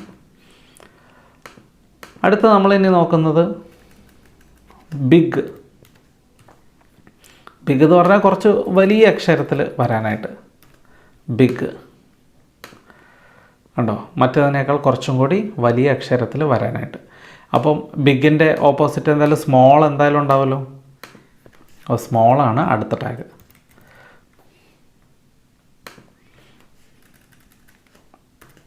സ്മോൾ മറ്റേതിനേക്കാളും കുറച്ച് ചെറുത് ആണ് സ്മോൾ ഉദ്ദേശിക്കുന്നത്. ഇനി നമ്മൾ സബ്സ്ക്രിപ്റ്റും സൂപ്പർ സ്ക്രിപ്റ്റും ഒന്ന് നോക്കുകയാണ്. അതുകൂടി പെട്ടെന്ന് നമുക്കൊന്ന് നോക്കാം. അത് ടെക്സ്റ്റ് ഫോർമാറ്റിംഗ് ടാഗുകളിൽ വരുന്നത് തന്നെയാണ്. ഇപ്പോൾ എ സ്ക്വയർ എന്ന് നമുക്ക് എഴുതണം. അപ്പോൾ നോക്കുക, എ സ്ക്വയർ എന്ന് ഇങ്ങനെ എഴുതി കഴിഞ്ഞാൽ അത് A2 എന്ന് തന്നെ വരുള്ളൂ കണ്ടോ. അപ്പോൾ എയുടെ മുകളിലേക്ക് ഈ 2 കൊണ്ടുപോകണം. എയുടെ മുകളിലേക്ക് 2 കൊണ്ടുപോകണമെങ്കിൽ നമുക്ക് സൂപ്പർ സ്ക്രിപ്റ്റ് എന്ന് പറയുന്ന ടാഗ് ഉപയോഗിക്കണം. സൂപ്പർ സ്ക്രിപ്റ്റ് എന്നിട്ട് അതിൻ്റെ ഇടയിൽ നമ്മൾ 2 എഴുതുന്നു. ഇങ്ങനെ എഴുതി കഴിഞ്ഞാൽ നമുക്ക് എന്ത് സംഭവിച്ചു? എയുടെ മുകളിലേക്ക് 2 പോയി എ സ്ക്വയർ എന്ന് നമുക്ക് എഴുതാം. ഇനി A square plus B square എന്നാണ് നമുക്ക് എഴുതേണ്ടത്. A square plus B square ആണെങ്കിലോ അതാ നമ്മൾ പ്ലസ് എഴുതി. പ്ലസ് നമുക്ക് ഈ ലൈനിൽ തന്നെയാണ് വേണ്ടത്, മുകളിലല്ല വേണ്ടത്. പ്ലസ് ബി സ്ക്വയർ, അപ്പോൾ ബി നമുക്ക് ഈ ലൈനിൽ തന്നെയാണ് വേണ്ടത്. ഇനി സ്ക്വയർ 2 ആണ് നമുക്ക് മുകളിലേക്ക് വേണ്ടത്. അവിടെയാണ് സൂപ്പർ ടാഗ് ഉപയോഗിക്കേണ്ടത്, സൂപ്പർ സ്ക്രിപ്റ്റ് ടാഗ് ഉപയോഗിക്കേണ്ടത്. അവിടെ നമ്മൾ എന്ത് ചെയ്തു? അവിടെ വീണ്ടും നമ്മൾ 2 കൊടുക്കുന്നു. ഇത് റൺ ചെയ്ത് വരുമ്പോൾ കൃത്യമായിട്ട് A square plus B square എന്ന് വന്നു. അപ്പോൾ കുറച്ച് ലൈൻ സാധാരണ എഴുതുന്ന ലൈനിൽ നിന്ന് അല്പം മുകളിലേക്ക് എഴുതാനായിട്ടാണ് സൂപ്പർ ടാഗുകൾ, സൂപ്പർ സ്ക്രിപ്റ്റുകൾ ഉപയോഗിക്കുന്നത്. ഇനി ഇത് നമുക്ക് അല്പം താഴേക്ക് മാറ്റി എഴുതാനോ? ഈ SUPക്ക് പകരം SUB സബ്സ്ക്രിപ്റ്റ് എന്നുള്ളത് നമ്മൾ എഴുതിയാൽ മതി, സബ് ആക്കിയാൽ മതി. SUPക്ക് പകരം SUB ആക്കിയാൽ മതി. ഇതൊക്കെ താഴേക്ക് വരുന്നത് കാണാം. നോക്കാം, SUB ആക്കിയപ്പോൾ സബ്സ്ക്രിപ്റ്റ് കണ്ടോ. നേരത്തെ എ സ്ക്വയർ എന്നാണ് എഴുതുന്നത്, ഇപ്പോൾ A ബേസ് 2 ആയി, താഴേക്ക് I2. അപ്പോൾ മുകളിലേക്ക് മാറ്റി എഴുതുന്നതിന് സൂപ്പർ സ്ക്രിപ്റ്റ് SUP, താഴേക്ക് എഴുതുന്ന സബ്സ്ക്രിപ്റ്റ് SUB. ടെക്സ്റ്റ് ഫോർമാറ്റിംഗ് ടാഗുകൾ പ്രധാനപ്പെട്ട ഇതൊക്കെയാണ്. ബി സ്ട്രോങ്, ഇറ്റാലിക്സ് ആക്കാൻ IAEM, അണ്ടർലൈൻ ചെയ്യാൻ U, സ്ട്രൈക്ക് ചെയ്യാനായിട്ട് S strike, big small SUB. ഇനി ഡബിൾ ഇൻവേർട്ടഡ് കോമ കൊടുക്കണമെങ്കിൽ Q എന്ന് പറയുന്ന ഇത് എനിക്ക് ഇൻവേർട്ടഡ് കോമയുടെ ഉള്ളിൽ വേണം. അങ്ങനെയാണെങ്കിൽ നമുക്ക് ഉപയോഗിക്കേണ്ടത് Q ടാഗാണ്. നോക്കാം, Q ടാഗ് /Q ടാഗ് കണ്ടോ, ഇൻവേർട്ടഡ് കോമയുടെ ഉള്ളിൽ വന്നു. അപ്പോൾ ഇൻവേർട്ടഡ് കോമയുടെ ഉള്ളിൽ ഡബിൾ കോട്ട്സിൻ്റെ ഉള്ളിൽ വരാനായിട്ട് നമ്മൾ എന്ത് ചെയ്താൽ മതി? Q ടാഗിൻ്റെ ഉള്ളിൽ എഴുതുന്നതെല്ലാം ഡബിൾ കോട്ട്സിൽ വരും. അടുത്ത അവസാനമായിട്ട് ബ്ലോക്ക് കോട്ട് എന്ന് പറയുന്ന ഒരെണ്ണമുണ്ട്. അത് ഇൻഡൻറ്റ് ചെയ്യാനാണ്, ഒരല്പം നടുക്കിലേക്ക് മാറ്റി എഴുതാൻ. അത് നിങ്ങൾ ഒന്ന് എഡിറ്റർ HTMLൻ്റെ ഏതെങ്കിലും ഒരു എഡിറ്റർ ഉപയോഗിച്ചിട്ട് നിങ്ങൾക്കത് ചെയ്ത് നോക്കാം. അടുത്ത പ്രധാനപ്പെട്ട വളരെ രസകരമായിട്ടുള്ളൊരു ടാഗാണ് മാർക്ക് യു ടാഗ്. അത് എങ്ങനെയാണ് എന്താണെന്നൊക്കെ പറയുന്നതിന് മുമ്പായിട്ട് അത് ജസ്റ്റ് ഒന്ന് ചെയ്ത് കാണുമ്പോൾ നിങ്ങൾക്കത് വളരെ ഈസി ആയിട്ട് മനസ്സിലാവും. ഇവിടെ ഞാൻ ബോഡിയുടെ ഉള്ളിലൊരു ടെക്സ്റ്റ് ടൈപ്പ് ചെയ്യാണ്, ഫ്ലാഷ് ന്യൂസ് അങ്ങനെ അടിച്ചു. ഇനി ഇത് മാർക്ക് യു ടാഗിനുള്ളിൽ കൊടുക്കുകയാണ്. Marquee MARQUE marquee. ഇവിടെ മാർക്ക് യു ടാഗ് ക്ലോസ് ചെയ്യുന്നു. ഇനി ഇതിന് എന്ത് സംഭവിച്ചു നോക്കാം. ഞാൻ വേറെ ഒന്നും ചെയ്തിട്ടില്ല. ബോഡി ടാഗിനുള്ളിൽ മാർക്ക് യു ടാഗുകൾ വെച്ചു, അതിനുള്ളിൽ ഫ്ലാഷ് ന്യൂസ് എന്ന് എഴുതി. എന്താ സംഭവിക്കുക നോക്കാം. കണ്ടോ, TV കണ്ടിട്ടില്ലേ ഫ്ലാഷ് ന്യൂസ് എന്ന് പറഞ്ഞിട്ട് ഇങ്ങനെ ഓടി വരുന്നത്. ഇതിങ്ങനെ വന്ന് അപ്പുറത്ത് കൂടെ കറങ്ങി വീണ്ടും ഇപ്പുറത്തെ സൈഡിൽ വരും. ഇതാണ് മാർക്ക് യു എന്ന് പറയുന്നത്. അപ്പോൾ മാർക്ക് യു എന്ന് പറഞ്ഞാൽ എന്താണെന്ന് ചോദിച്ചു കഴിഞ്ഞാൽ ടെക്സ്റ്റിനെ മൂവ് ചെയ്യിക്കാൻ, ടെക്സ്റ്റിനെ അല്ലെങ്കിൽ ഇമേജിനെ മൂവ് ചെയ്യിക്കാൻ, മൂവിങ് ടെക്സ്റ്റ് അല്ലെങ്കിൽ പിക്ചറിനെ ക്രിയേറ്റ് ചെയ്യാൻ വേണ്ടിയിട്ടാണ് മാർക്ക് യു ഉപയോഗിക്കുന്നത്. ഇനി ഇതിൻ്റെ സ്പീഡ് നമുക്ക് കൂട്ടാട്ടോ. ഇതിൻ്റെ ആട്രിബ്യൂട്ടിലൊരു വ്യത്യാസം വന്നാൽ മതി. സ്ക്രോൾ എമൗണ്ട് എന്ന് പറയുന്ന ഒരു ആട്രിബ്യൂട്ട് ഉണ്ട്. സ്ക്രോൾ എമൗണ്ട് = എന്ത് ചെയ്യാം, ഒരു 10 കൊടുത്ത് നോക്കാം. കേട്ടോ, കുറച്ച് സ്പീഡ് കൂടിയില്ലേ? കുറച്ചും കൂടി നമുക്ക് സ്പീഡ് കൂട്ടാം. ഒരു 50 കൊടുത്ത് നോക്കാം.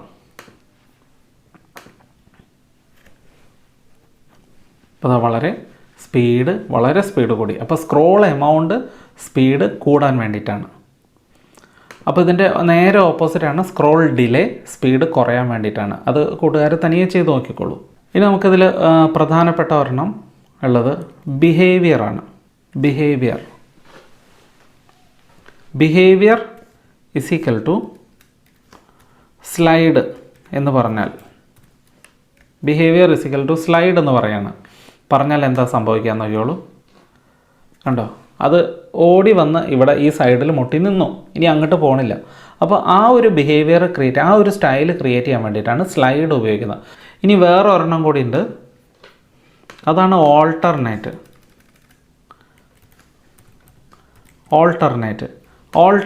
ബിഹേവിയർ ഇസ് ടു ഓൾട്ടർനേറ്റ് എന്ന് പറഞ്ഞാൽ എന്താ സംഭവിക്കുക? അതെ, ഇങ്ങനെ ഇവിടെ വന്ന് മുട്ടുമ്പോൾ അപ്പുറത്തേക്ക് പോകും, അപ്പുറം വന്ന് മുട്ടുമ്പോൾ ഇങ്ങോട്ട് വരും. അപ്പോൾ ഇങ്ങനത്തെ മൂവിങ് ടെക്സ്റ്റ് ക്രിയേറ്റ് ചെയ്യാണ് ഓൾട്ടർനേറ്റ്.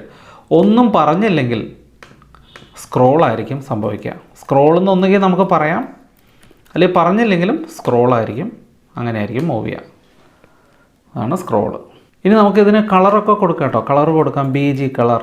ഇതിനുണ്ട് BG colour is equal to red എന്ന് നമുക്ക് കൊടുക്കാം. ഇപ്പോൾ BG colour is equal to red എന്ന് കൊടുത്തു. കേട്ടോ, ഇനി ഇതിപ്പോൾ ഫ്ലാഷ് ന്യൂസ് കുറച്ച് മുകളിലല്ലേ, ടി വിയിലൊക്കെ നമ്മൾ കാണുന്നത് താഴെയല്ലേ. അപ്പോൾ താഴേക്ക് ഇതിനെ കൊണ്ടുവരണമെങ്കിൽ നമുക്കിത് V സ്പേസ് എന്ന് പറയുന്ന ആട്രിബ്യൂട്ട് ഉപയോഗിച്ചാൽ അത് V space is equal to 50 എന്ന് കൊടുത്ത് നോക്കാം. അപ്പോൾ കുറച്ച് താഴേക്ക് വന്നു. നമുക്കൊരു കാര്യം ചെയ്യാം, ഒരു 500 കൊടുത്ത് നോക്കാം. കുറച്ചും കൂടി താഴേക്ക് വന്നു. അപ്പോൾ കണ്ടോ, അപ്പോൾ V സ്പേസ് ഉപയോഗിക്കുന്നത് നമുക്ക് താഴേക്ക് അതിനെ കൊണ്ടുവരാൻ വേണ്ടിയിട്ടാണ്. ഇത്തരത്തിലുള്ള ആട്രിബ്യൂട്ടുകൾ വളരെ ഇമ്പോർട്ടൻ്റ് ആണ്, പ്രധാനപ്പെട്ടതാണ്. പ്രത്യേകിച്ച് നമ്മൾ ഇത് ലൈവായിട്ട് ഇത്തരത്തിലുള്ള പ്രോഗ്രാം ചെയ്യുന്ന സമയത്ത് നമ്മളിത് അറിയേണ്ടത് വളരെ ആവശ്യമാണ്. പരീക്ഷയ്ക്ക് വേണ്ടി മാത്രമല്ലല്ലോ പഠനം. അപ്പോൾ നമുക്കിതൊന്ന് നോക്കാം. മാർക്ക് എന്ന് പറഞ്ഞാൽ മൂവിങ് ടെക്സ്റ്റ് ക്രിയേറ്റ് ചെയ്യാൻ വേണ്ടിയിട്ടാണ്. അതിന് കുറേ ആട്രിബ്യൂട്ടുകളുണ്ട്. Height, width, direction. ഹൈറ്റ് എന്ന് പറഞ്ഞാൽ അതിൻ്റെ ഹൈറ്റ് സെറ്റ് ചെയ്യാൻ, വിഡ്ത്ത് എന്ന് പറഞ്ഞാൽ നീളം സെറ്റ് ചെയ്യാൻ, ഡയറക്ഷൻ എങ്ങോട്ടാണ് മൂവ് ചെയ്യണമെന്ന് സെറ്റ് ചെയ്യാൻ. ബിഹേവിയർ നമ്മൾ കണ്ടു കഴിഞ്ഞു. അത് സ്ക്രോളാണോ, സ്ലൈഡാണോ, ഓൾട്ടർനേറ്റ് ആണോ, അതിൻ്റെ മൂവ്മെൻറ്റ് എങ്ങനെയാണ് എന്നുള്ളത്. BG കളറ്, സ്ക്രോൾ എമൗണ്ട് എന്ന് പറഞ്ഞാൽ എത്ര സ്പീഡിൽ അത് നീങ്ങണം. അപ്പോൾ സ്ക്രോൾ ഡിലേ എന്ന് പറഞ്ഞാൽ എത്ര പതുക്കെ നീങ്ങണം എന്ന് പറയുന്നത്. അത് രണ്ടും കൃത്യമായിട്ടൊന്ന് മനസ്സിലാക്കുക. അതിൻ്റെ ഡയറക്ഷൻ ഒന്ന് നമുക്ക് നോക്കാം. ഡയറക്ഷൻ നമ്മൾ നോക്കില്ല, ഡയറക്ഷൻ നമുക്ക് നോക്കാം. ഇതിൽ ഞാൻ പറയുകയാണ് ഡയറക്ഷൻ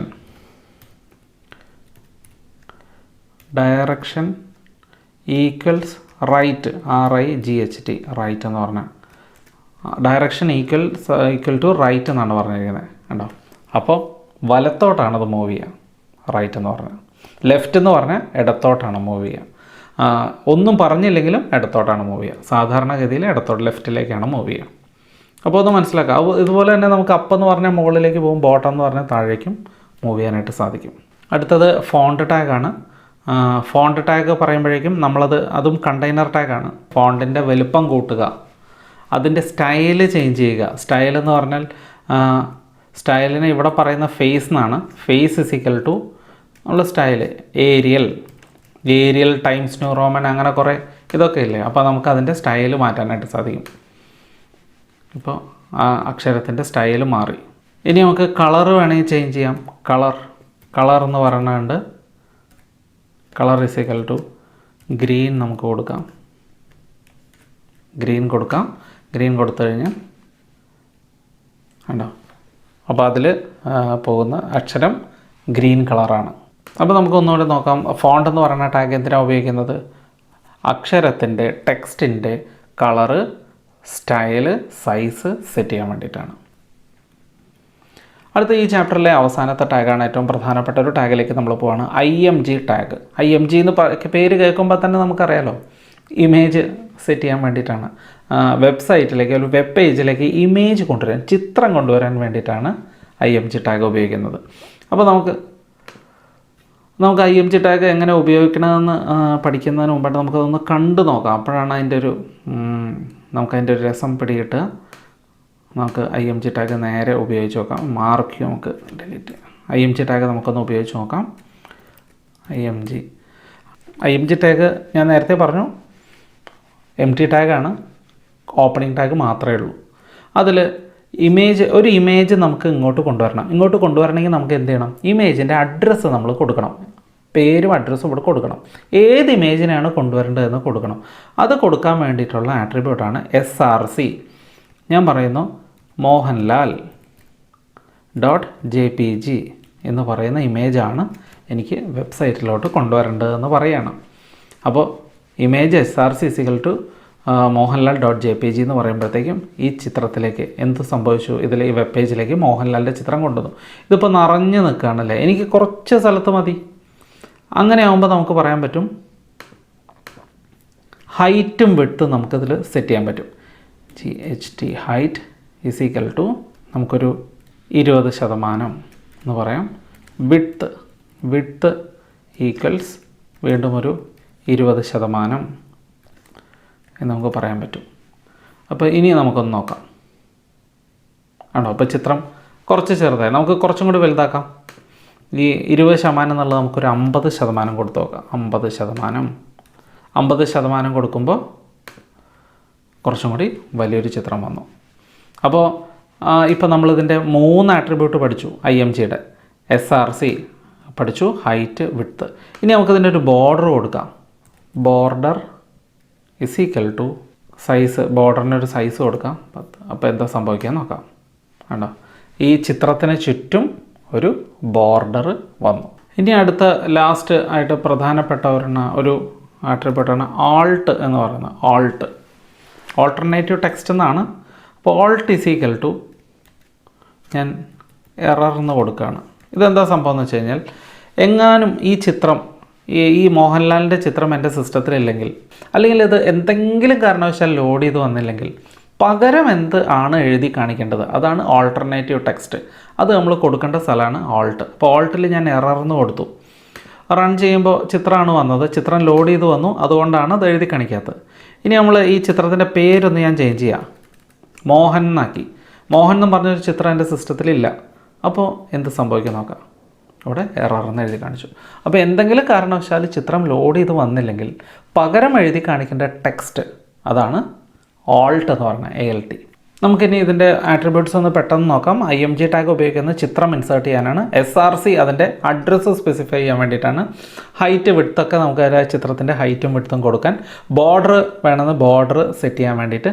അലൈൻ ആണ് അടുത്ത്. അലൈൻ എന്ന് പറഞ്ഞാൽ ലെഫ്റ്റിലേക്കോ റൈറ്റിലേക്കോ സെൻറ്ററിലേക്കോ മാറ്റാൻ വേണ്ടിയിട്ടാണ് ചിത്രത്തിനെ. ലാസ്റ്റ് ആൾട്ട്, പ്രധാനപ്പെട്ടതാണ് ആൾട്ട്. ആൾട്ട് എന്ന് പറഞ്ഞാൽ ചിത്രം ലോഡ് ചെയ്ത് വന്നില്ലെങ്കിൽ പകരം എന്താണോ ഡിസ്പ്ലേ ചെയ്ത് വരേണ്ടത്, അതാണ് ആൾട്ട്. അപ്പോൾ ഇത്രയും പറഞ്ഞുകൊണ്ട് നമ്മുടെ ഇന്നത്തെ എപ്പിസോഡ് ഈ ഒരു ചാപ്റ്റർ അവസാനിപ്പിക്കുകയാണ്. ഈ ഒരു ചാപ്റ്റർ വളരെ വലിയൊരു ചാപ്റ്ററാണ്, പക്ഷേ വളരെ പ്രിസൈസായിട്ട് ഞാൻ നിങ്ങൾക്ക് തന്നിട്ടുണ്ട്. അപ്പോൾ നോട്ട് നമ്മുടെ ഡിസ്ക്രിപ്ഷനിലുണ്ട്, അത് ഡൗൺലോഡ് ചെയ്യണം. അപ്പോൾ അടുത്ത എപ്പിസോഡ് അപ്ലോഡ് ചെയ്യുന്നത് ബുധനാഴ്ചയായിരിക്കും, 6 മണിക്ക് തന്നെയാണ്. ആ ചാപ്റ്റർ വെബ് ഡിസൈനിങ് എന്ന് പറഞ്ഞ ചാപ്റ്ററാണ്. അതിൽ നിന്നും 20 മാർക്കിൻ്റെ ചോദ്യമാണ് ചോദിക്കുക. അപ്പോൾ വളരെ കെയർഫുള്ളായിട്ട് നന്നായിട്ട് പഠിക്കാൻ ശ്രമിക്കുക. അപ്പോൾ ഇപ്പോൾ നമ്മൾ പഠിച്ച വെബ് ടെക്നോളജിയുടെ പൂർണ്ണമായ നോട്ട് ഇംഗ്ലീഷിലും മലയാളത്തിലും ഫോക്കസ് ഏരിയ ബേസ് ചെയ്തിട്ടുള്ളത് നമ്മുടെ ഡിസ്ക്രിപ്ഷനിലുണ്ട്. നിങ്ങൾക്ക് സൗജന്യമായിട്ട് അത് ഡൗൺലോഡ് ചെയ്തെടുക്കാം. ഓരോ ടോപ്പിക്കിനും നേരെ വീഡിയോ കൊടുത്തിട്ടുണ്ട്. നിങ്ങൾ ആ QR കോഡ് ഒന്ന് പ്രസ് ചെയ്ത് കഴിഞ്ഞാൽ ആ വീഡിയോ പ്ലേ ആവും. നിങ്ങൾക്ക് വീഡിയോ കണ്ട് മനസ്സിലാക്കിയ ശേഷം നോട്ട് വായിച്ച് പഠിക്കാവുന്നതാണ്. പിന്നെ എൻ്റെ ടെലഗ്രാം ഗ്രൂപ്പിൻ്റെ ലിങ്കും ഡിസ്ക്രിപ്ഷനിൽ കൊടുത്തിട്ടുണ്ട്. അതിൽ ആരെങ്കിലും അംഗമായിട്ടില്ലെങ്കിൽ അംഗമാവുക. അതിലൂടെ ഞാൻ കൂടുതൽ അറിയിപ്പുകൾ തരുന്നതായിരിക്കും. അപ്പോൾ ഇത്രയും നേരം എൻ്റെ ഈ വീഡിയോ കണ്ടിരുന്ന എല്ലാ കൂട്ടുകാർക്കും വളരെ സ്നേഹത്തോടുകൂടി ഹൃദയത്തിൻ്റെ ഭാഷയിൽ ഞാൻ നന്ദി പറയുന്നു. എല്ലാവരും പഠിച്ച് നല്ല മാർക്ക് വാങ്ങണം, നല്ല മാർക്ക് സ്കോർ ചെയ്യാനായിട്ട് നിങ്ങൾക്ക് സാധിക്കട്ടെ എന്ന് ഞാൻ ആശംസിക്കുകയും ചെയ്യുന്നു. മാത്രമല്ല, ഈ വീഡിയോസ് എല്ലാം കഴിയുമ്പോഴേക്കും നമ്മളൊരു സർപ്രൈസ് കൂടി അനൗൺസ് ചെയ്യുന്നുണ്ട്. ഏറ്റവും നന്നായിട്ട് പഠിക്കുന്ന മിടുക്കന്മാർക്കും മിടുക്കികൾക്കുമൊക്കെ തരാൻ പറ്റുന്നൊരു സർപ്രൈസ് കൂടി അനൗൺസ് ചെയ്യുന്നുണ്ട്. അപ്പോൾ എല്ലാവരും കീപ്പ് വാച്ചിങ്, സ്ഥിരമായിട്ട് ഇത് കാണുക. ഇത് വളരെ ഇമ്പോർട്ടൻ്റ് ആയിട്ടുള്ളൊരു ചാപ്റ്ററാണ്. നന്നായി പഠിക്കുക. വീണ്ടും നമുക്ക് ബുധനാഴ്ച വീണ്ടും കണ്ടുമുട്ടാം. Till then bye.